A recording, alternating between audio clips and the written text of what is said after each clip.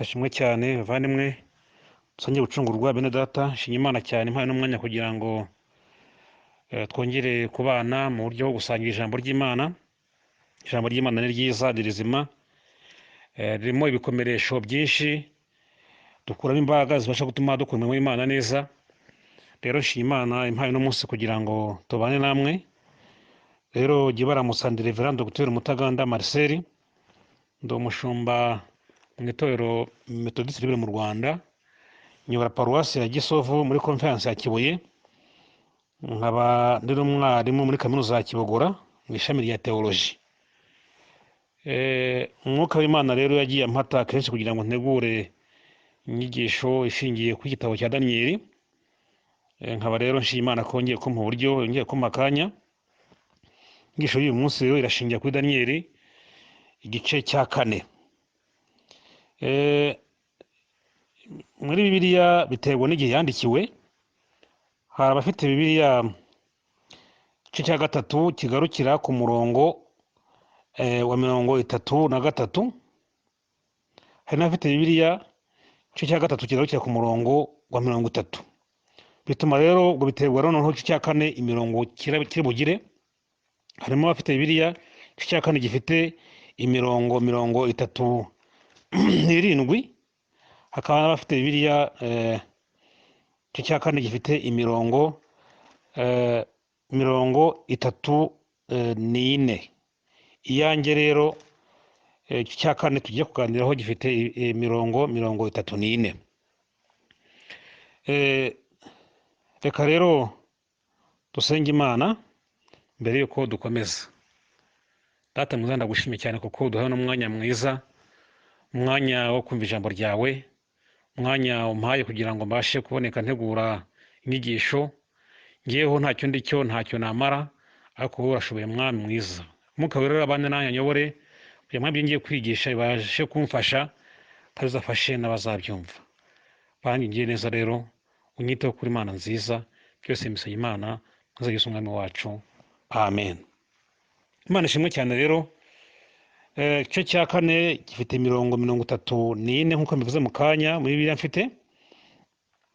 Kandi narebye nsanga imirongo uko imeze, nsanga nayigabanya mu byiciro 4 nk'uko nabasabye cyangwa se mpora mbibabwira. Ni byiza ko kubo bizakundira gusoma kino gice cyose uko gifitiye imirongo. Ngewe ntabwo ngisoma cyose, nasoma imirongo imwe n'imwe kuko ngisomye cyatwaye umwanya munini cyane. Muzagisome rero cyose. Mu mirongo 34 rero igice kino gice ushobora kwigabanyamo ibyiciro 4 cyangwa se navuga 4 parties. Igice cyangwa akiciro ka mbere, division ya mbere, twahera ku murongo wa mbere kugeza ku murongo wa 15. Havuga umwami arota inzozi. Imirongo ibanza cyangwa se ibice bibanza, hari aho bavuga umwami yarose inzozi n'ubundi mu gice cya kabiri. Izi ngizi ni inzozi za kabiri umwami yari arose. Kandi mu gice cya kabiri umwami inzozi mu kumuzimusobanurira n'ubundi byarangiye ahimbaje Imana. Daniyeli n'ubundi bazimusobanuriye, abandi bakora ukuntu byabananiye. Iki kintu nacyo tuzi kuza kwibona ko n'ubundi bivugamo inzozi, ndagenda mbisobanura gake gake. Harimo inzozi n'ubundi umwami yarose. Uhereye ku murongo wa mbere, umwami nyine Nebukadinezari, harimo inkuru ubona aba ari kuvuga, ari kubara, avuga ukuntu yarose inzozi. Yamara kurota inzozi, avuga ko yari umwami aguwe neza mu nzu ye y'ikambere, amerewe neza nta kibazo. Noneho rero aza kuza kurota inzozi. Arose inzozi rero zaje kuza kumuhagarika umutima, kandi noneho rero ahamagara abakonikoni ibihananga kuzisobanura. Noneho rero ahamagara Daniyeli n'ubundi nk'uko bigaragara mu gice cya kabiri cya Daniyeli. N'ubundi Daniyeli araza inzozi arazisobanura. Ni inkuru rero iyo uhereye ku murongo wa mbere kugeza ku murongo wa 15, umwami aba ari kubara inkuru z'ukuntu yarose inzozi. Inzozi yarose rero Daniyeli yasobanuye, abandi bakonikoni bari bananiwe. Zishingiye ku giti cy'inganzamarumbo, igiti kinini yabonye. igiti cyari gifite amababi manini, gifite amashami, amababi manini, igiti cyari kirimo imbuto nyinshi, inyoni ziza zikarikamo, inyamaswa nyinshi ngo zikaza zikugama izuba mu gicucu cy'icyo giti nyine, zikahagarara munsi zikugama izuba. Igiti kinini cyane rwose cyari kirimo imbuto nyinshi, cyari kirekire cyane, uburebure bwacyo bukabije. Nuko nyine icyo giti ngo arakireba nyine aragitangarira. Amaze kugitangarira rero uko bitewe n'uko cyari kimeze, ari igiti gitoshye. Noneho rero haza kuvuga ikibazo cy'uko haje uwera akavuga ngo uwera wagizwe umurinzi ngo araza avuga ngo tsinda icyo giti, atanga itegeko ngo icyo giti nigitsindwe. Nikimara gutsindwa kandi ngo bagikokoreho amashami, bagihungureho ibibabi, banyanyagize imbuto cyari gifite byose, banyanyagize hasi kugira ngo inyamaswa zikive munsi, za mbuto zisandare zinyagire. Nuko ariko noneho ngo igishyitsi cyacyo ntibakirimbure, ahubwo noneho bagihambiriza imigozi y'ibyuma, no kugihambiriza imigozi y'ibyuma ngo kimare imyaka 7. Icyo giti rero ariko noneho wareba ugasanga icyo gishyitsi ko kivuga, ugasanga kandi kijya kumera gishushanywa n'umuntu, kuko nko ku murongo wa 13 baravuga ngo maze umutima wacyo we kugumya kuba nk'uw'umuntu, ahubwo gihabwe umutima nk'uw'inyamaswa, kimere gityo ibihe 7. Kandi urumva ko ni igiti ubundi ngo gifite umutima umere nk'uw'inyamaswa. Urumva ko n'inzozi zari zikabije, zari zikomeye.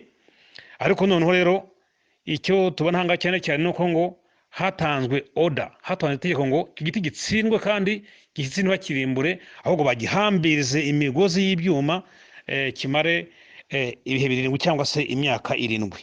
Inzozi rero zateye umwami Nebukadinezari, inzozi zamuteye ubwoba, yibaza ibyo ari byo, biramucanga, biramuyobera, ashaka abakonikoni rero ngo bazamusobanurire, nabo birabananira. Ariko ahangaha nyine avuga nyine ko yatumije Daniyeli kugira ngo noneho amusobanurire. Ubwo nari mvuga mbese bikubiye muri kano gace ka mbere, kano ka diviziyo ka mbere, guhera ku murongo wa mbere kugeza ku murongo wa 15, ibyari bikubiye mu nzozi umwami yarose.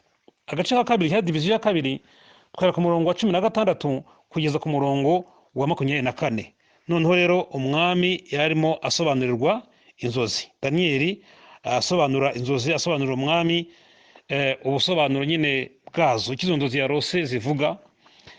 Harimo yuko yarasobanura cyangwa se gusobanura bavuga yuko icyo giti yarose ari we yazagishushanywa nawe, ari igiti kigereranywa n'ubushobozi n'ubwami n'imbaraga yari afite, kuba kibonye igiti kirekire cyane cy'uburebure bukabije, kirimo imbuto nziza, amashami manini, ibisiga biza kugama izuba munsi, ko ari igishushanyo mbese gukomera k'ubwami bwe.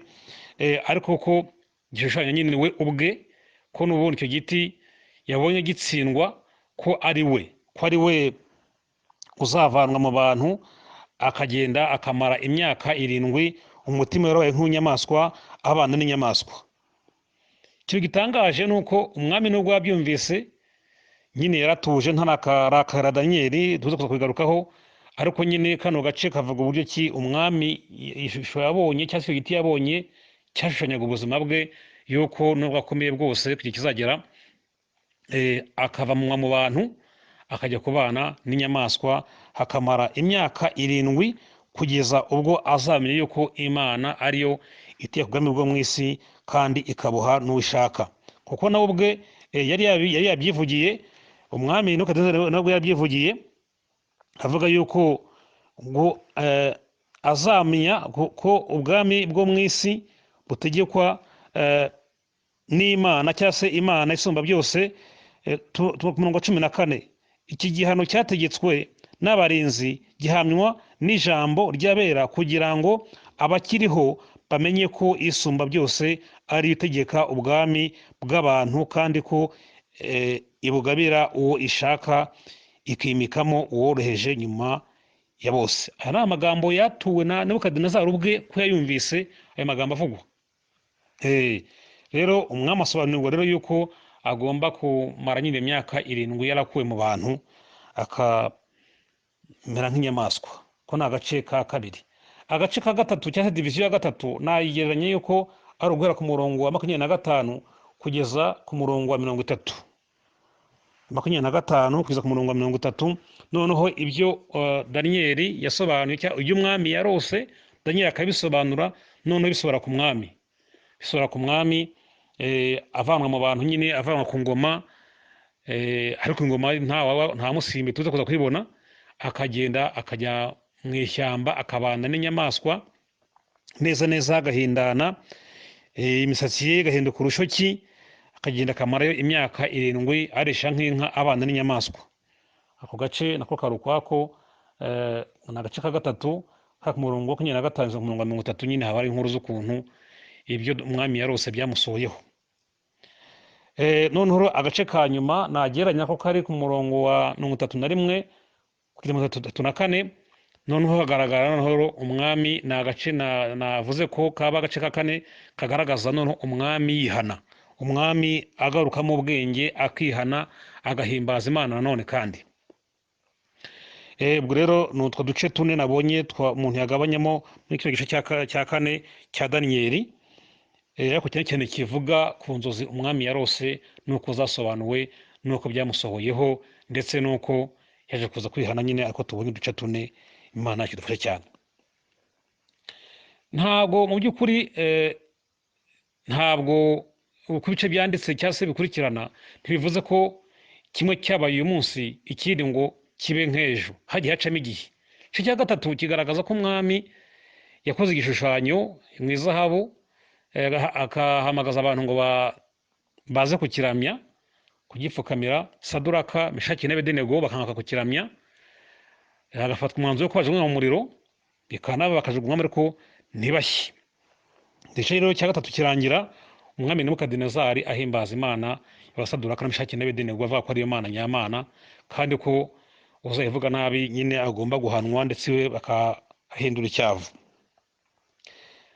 Ubwo haciyemo igihe rero runaka, ariko iyo urebye ukuntu igice cya kane kiza kimeze, bigaragaza yuko uko guhamya Imana, umwami kwihamije Imana, bishobora kuba atarabigumyemo neza mu guhamya Imana ngo bimugume mu mutima. Kuko nyine noneho haje ikindi gice cya kane, noneho ko kivuga amagambo akareshye, kivuga amagambo akomeye, cyangwa se kirimo ubuhanuzi bw'ibibi bizamubaho byo kuba azavanwa mu bantu. Yari yahimbaje Imana avuga ati Imana Saduraka, Meshaki n'Abedenego niyo Mana nyamana, aho ngo mu gice cya gatatu ariko noneho haje inzozi zirimo ubuhanuzi bw'ibibi bizamubaho, bizamusohoraho. Imana ishimwe cyane, kuko nagumye gutekereza ndibaza nti kuki kwera himbaje Imana avuga ko Imana ya Saduraka, Meshaki n'Abedenego ariko Mana nyamana, ubona ko yagiye rwose muri mudi yo kwishima, yo guhimbaza Imana. Kuki yaje zino nzozi? Shaka ko hagati aho ngaho haciyemo igihe akaza kuza kwibagirwa amagambo yavuze, cyangwa se kwibagirwa ukuntu yari yashimye, yarahamije Imana nyamana, Imana ya bariya basore. Rero hano turi kubona ko umwami inzozi arose ni inzozi zimagaritse umutima, ni inzozi ziteye ubwoba, inzozi zikuyemo ibintu bibi. Ariko kandi turibuze kuza kureba, nagira ngo mpite ko nabyinjiramo, turebe ibintu nibura twavanamo nk'abacenshura gakeya, turebe ibintu twavanamo kino gitabo cya kino gice cya kane, ibintu nibura bigera kuri 7. Ndumva twari nka 7 twihuta, bishingiye ku zino nzozi umwami yarose, ibi nubwo zasobanuwe, ibintu nka 7 twavanamo nk'isomo twavanamo mu gice cya kane nyine cya Daniyeli. Kuko igice kitari kigufi, ariko twageze kugenda twihuta turebe ibintu umuntu yavanamo. Ikintu cya mbere nabonye umuntu yavanamo kino gice cya kane, harimo ko tukwiye gushira amanga, mu gihe tugiye kuvugira Imana, mu gihe tugiye kuvuga iby'Imana, dukwiye gushira amanga. Iyo usomye iki cya kane cyane cyane mu ntangiriro, ubona ko umwami amaze kurota inzozi, yarangiza agahamagara abantu kuzisobanura bikabananira. Ariko yavuze ngo Daniyeli we arimo ngo umwuka w'Imana zera, yari yaramenye ko Daniyeli afite Imana zera, ubu yabonaga nyine ko ari imana zitandukanye n'ibyo yasengaga, bya aku ndetse na beri. Yabonaga ko hariho indi mana kandi yera, ko akazishyira mu bwinshi.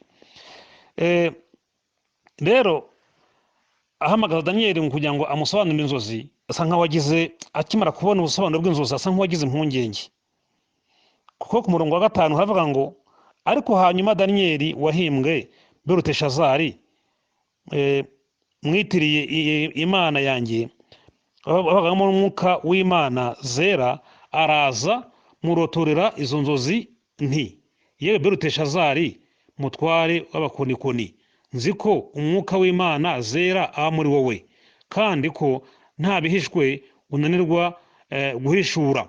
Cyo mbwira ibyo neretswe mu nzozi narose kandi nuko bisobanurwa. Ibyo neretswe ndi ku gisasiro nibyo ibi. Iyo ukomeje ugasoma usanga ko Daniyeli akimara kumva ubusobanuro bw'inzozi yagize impungenge zo guhita ko amusobanurira ibyo ari byo. Abanza gusa nk'utinya, ariko noneho Nebukadinezari aramubwira ati, we humura, ntugire ikibazo, musobanurira ibyo ubonye, nta kibazo, ntugire ikibazo rwose. Asa nk'umurema umutima, amubwira ngo cyane cyane usimbutse kujya ku murongo wa 16. Nuko Daniyeli wahimbwe Beluteshazari amara akanya yumiwe, ahagarikwa umutima n'ibyo atekereje. Umwami arongera aramubwira ati, yewe Beluteshazari, izo nzozi no gusobanurwa kwazo bye kuguhangarika umutima. Imana ishimwe cyane. Daniyeli akimara kubona agihishurirwa ubusobanuro bw'inzozi, guhita yabwira umwami yagize nk'uwagize akantu k'impungenge, kuko abonaga ari ibintu bitebwa kandi bibi, asa nk'ugira akantu k'impungenge. Nubwo umwami yamubwira ati, we ntugire ikibazo, sobanura inzozi, ntugire ikibazo, ariko ntabwo byari byoroshye kubwira ariya magambo umwami, kumva ngo uzava mu bantu ugiye mu ishyamba urishe nk'inka n'iki, ntibyari byoroshye. Yashobora kuba yenda yavuga ibindi, cyangwa se akavuga ati nanjye simbimenye, ariko ndashaka kuvuga kugushira amanga ugiye kuvuga ibintu by'Imana. Ntabwo ari ikintu cyoroshye. Ibyo tuvuga tuvugira Imana kenshi nk'igihe Imana ishura ibintu bikomeye, ku buryo uvuga uti nimvuga ibintu ndahagwa, nimvuga ibintu nkabibwira abantu ndahagwa. Ariko iyo ari Imana yavuze ubibwira abantu kandi bakishima bakabyakira. Uko ni kuri kuko Imana yari yavuze, yari yategetse. Daniyeli nyine abanje gusa nk'ugiye akantu k'impungenge, ariko ageze hagati ashira amanga, aratinyuka arivuga. Kandi uko Imana yabihishuye, umwami ntacyo yamutwaye, ntiyamwishe, ntinamutonganije, ahubwo umwami nyine yarabyakiriye nyine. Nuko agace ka mbere rero navuga nyine koko nicyo twakigiramo kijyanye no gushira amanga mu gihe turi kuvuga Imana, mu gihe turi mu murimo w'Imana. Dukwiye gushira amanga, dukwiye gushira ubwoba. Imana kivuga cyane. Agace ka kabiri ni agace kagendanye no kugira amakenga, kugira ubwenge mu gihe turi kuvuga iby'Imana. Iyo dukora umurimo w'Imana dukwiriye kugira amakenga, kugira ubwenge.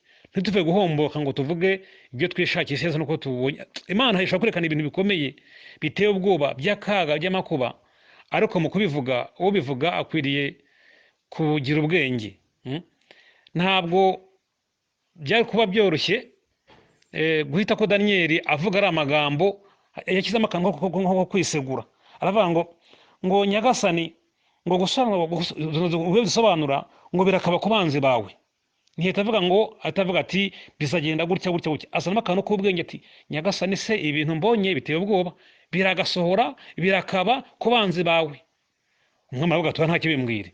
Aho kantu yashyizemo kerekana ko yagize amakenga, kuko n'ababajwe n'ibintu nyine umwami yarose, cyangwa cyane ubusobanuro bwabyo, ko n'ibisa nk'aho bimuteye impungenge. Aravuga ati, nyagasani mwami, ibyo mbonye rwose biragasohora ku banzi bawe. Akantu nasanze ari akantu katwereka yuko mu kuvuga ubutumwa, mu kuvuga iby'Imana, dukwiriye kugira ubwenge. Niyo Imana ikubwiye ibintu ikavuga iti, nzakurinda, nzabana nawe, kandi abandi yenda ari amakuba, yenda Imana ibabwira ko ugiye kuzabateza, ariko wenda wowe kuzarindwa, nta mpamvu yo kwishongora ngo ugende usa nk'ubishimye hejuru.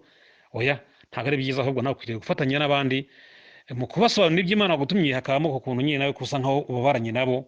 Imana kitufasha cyane. Agace ka gatatu navuga ko twakajyanye no kwitwararika ku by'Imana yatubujije, kwitwararika ku by'Imana yatubujije. Umwami Nebukadinezari yagaragaje inshuro nyinshi ko hariho Imana ishobora byose, ndetse nawe ubwo akabihamya, ndetse bakabihamya yuko hariho Imana ishobora byose, ndetse ko abantu bose abakomeye n'aboroheje bakwiriye gusenga iyo Mana nyamana. Arabivuga rwose, ariko ntabwo ko byagenze. Yagerageza kugenda yishyira hejuru, agenda umwanya yari yahawe wo gusobanukirwa Imana, wo kumenya Imana nyakuri yariyo, akabihamya, ntabwo byamugomyemo ngo abihemo neza, atuze, noneho imvugo nyine ibe aba ariyo ngiro. Ntabwo muri we imvugo ntiyabaye ngiro, ntabwo yigeze rwose aguma mu kwizera ngo anambe ku Mana nk'uko yari yasobanukiwe neza uko ishobora byose, imbaraga ifite. Ntabwo ageze kwitwararika rero, cyangwa se ibyo yabonye ntibyamubera isomo ryiza ryo kuguma ku Mana yari yemeye, cyangwa se yari yakunze, yabonye ko ifite imbaraga. Rero dukwiye kwitwararika ku Mana natwe, kugira ngo niba twarasogongeye tukamenya ko Yesu agira neza, tukarushaho kumwegera no kumukorera. Imana ishimwe cyane. Agace ka kane ni agace navuga ko ntabwo Imana izahora iruhanya n'abantu. Imana ntabwo izahora iruhanya n'abantu rwose. Ishobora kukuburira, iruzi uri gutana, uri kuva mu buntu bwayo, urimo gusubira inyuma, ikakuburira, bikaba rimwe, kabiri, gatatu, ariko ntibizakomeza gutyo. Umwami Nebukadinezari se yahawe igihe rwose, kuko iyo urebye Bibiliya igaragaza ko ngo hashize imyaka 12 nyuma y'uko umwami asobanura inzozi uko zimeze, y'uko azakurwa mu bantu akajya kubana n'inyamaswa. Uko byari bije bivugwa, ntabwo byose ko bisohora. Habayeho igihe cy'umwaka, amezi 12. Iyo usomye muri Daniyeli Igice cya 4 umurongo wa 25, aravuga ngo nuko ibyo byose bisohora ku mwami Nebukadinezari. Hashize amezi 12 umwami yari i Babuloni arambagira mu rugo ibwami. Hashize amezi 12 yari ahawe bwa buhanuzi, yahawe ubusobanuro bwa za nzozi yarose. Hashira amezi 12 kugira ngo n'ubundi umwami yisubiremo bigendanye n'ubuhanuzi yahawe, n'inzozi yasobanuriwe, arushaho guca bugufi, arushaho kwegera Imana. Hari umuntu umwe Imana yamubwiye ibizamubaho, cyangwa se yahanuriwe ibintu bibi by'amakuba imbere ye, ariko mu by'ukuri ugiye Imana iduhishurira ibintu by'amakuba, akenshi kugira ngo duce bugufi imbere yayo, tuyitakiye, tuyisabe imbaraga kugira ngo ibashe kuturengera no kutuneshereza. Ibihishura mbere kugira ngo nyine tugire amakenga, tubashe kwitegura, ariko atari kugira ngo bidusohoreho, ahubwo cyane kugira ngo turusheho gukumira no guhangana n'imbaraga z'umwijima, cyane cyane yari ibintu shitani dufiteho nyine nk'icyo ashaka kuduteza.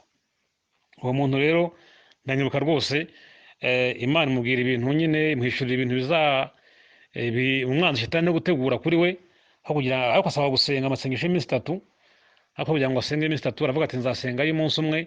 Birangira nayo atayafashe, amasengesho kwiza ubusa iminsi 3, n'umwe yemeye ntiyawufata.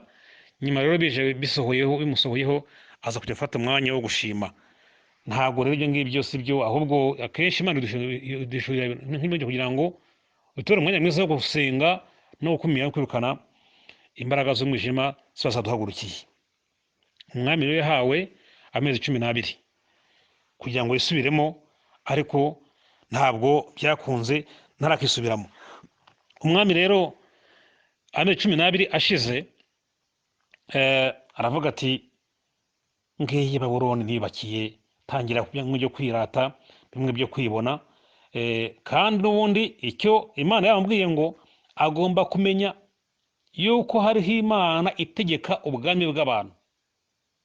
Hariho Imana itegeka ubwami bw'abantu, kandi ikabuvanamo umuntu uko ishaka, bwimikamo wishatse.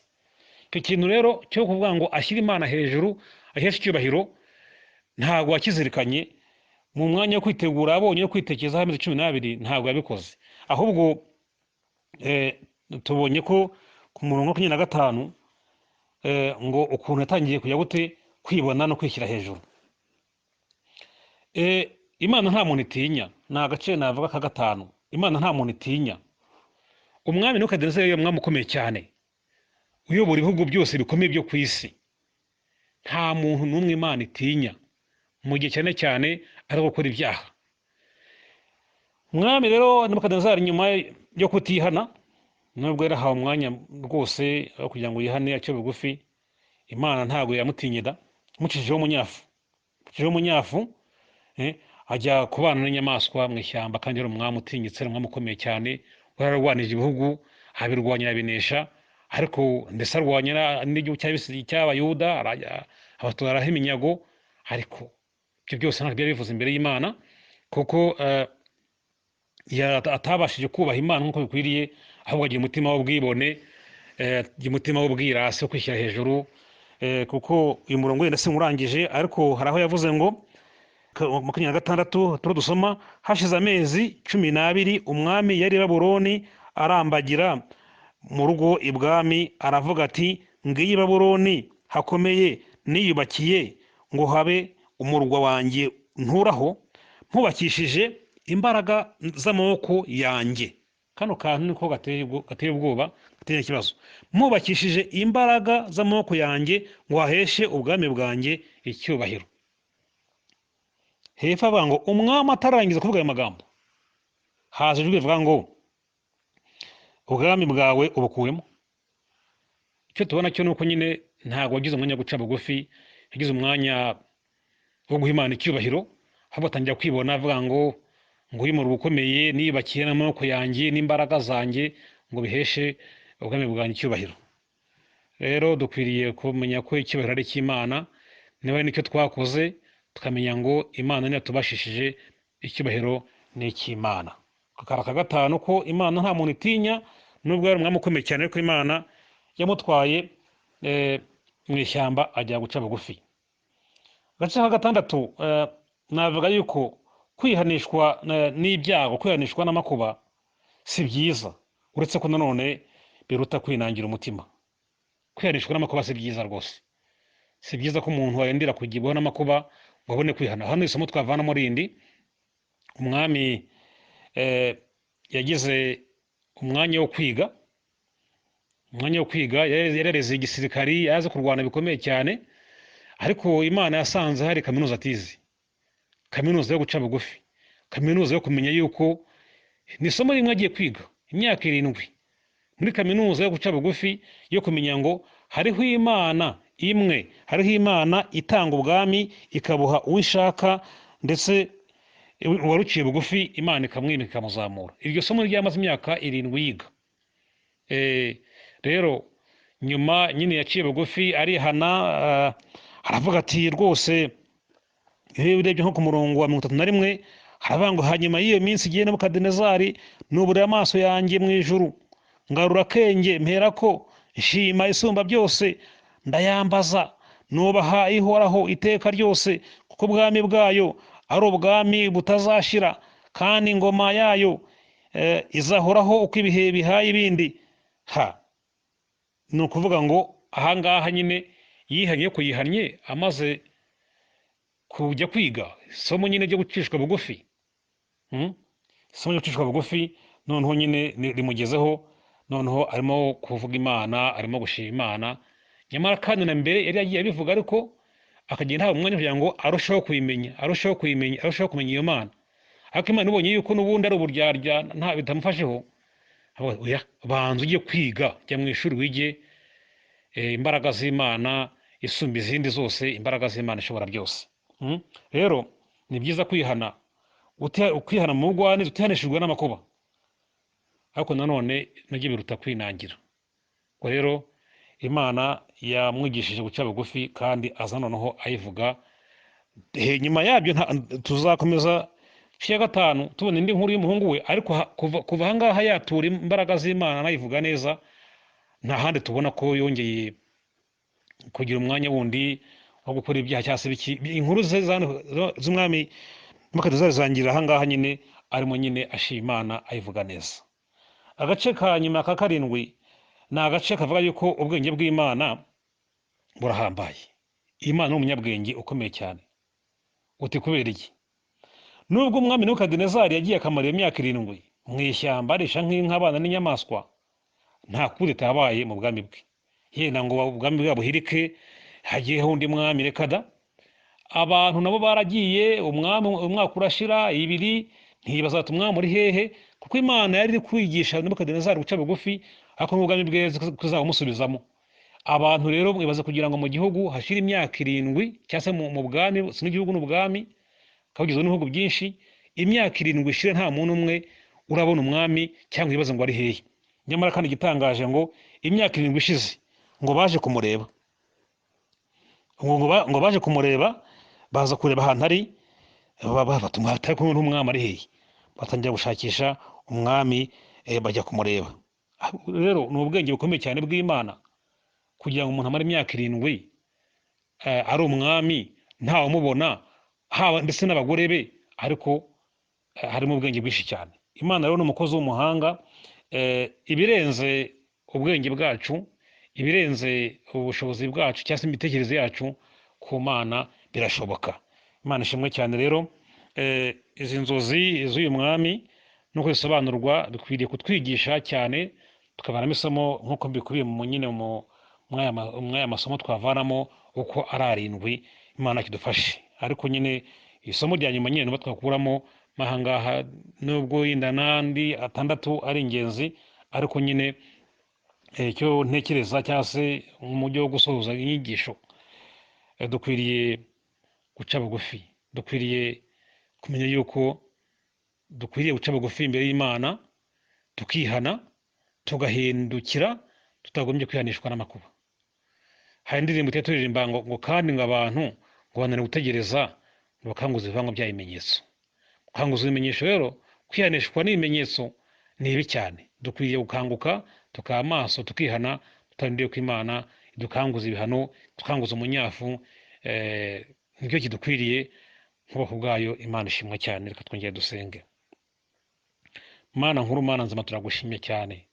Tugushimiye ko uzi ibidukwiriye, tugushimiye ko waduhaye ijambo ryawe kugira ngo twigishe.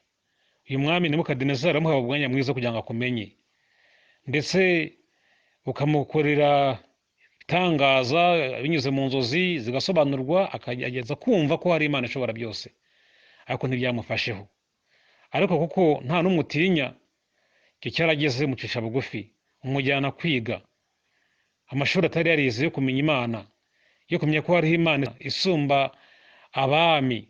Aragenda ariga, avayo aciye bugufi, avayo aguhimbaza. Ntitwifuza guhinduka, ntitwifuza kwihana, ariko tubanje kunyura mu makuba. Ahubwo duhimba kugira ngo twihane rwose, tumamaze rwose, dukizwe neza, tutagombye kubitwa inkoni nyinshi. Ubana twineza rero, byose mbisabye Imana, kuza Yesu umwami wacu. Amen.